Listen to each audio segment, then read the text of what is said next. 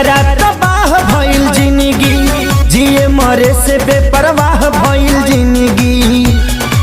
जेकरा खातिर सब कुछ कइनी, ओकर नजर में बाबुर भइनी। दिल के गिरल दीवार हमर ढाह के, हो गिरल ढाह के। दवा दिल के बनावे के पड़ी, रामदेव बाबा से कह के।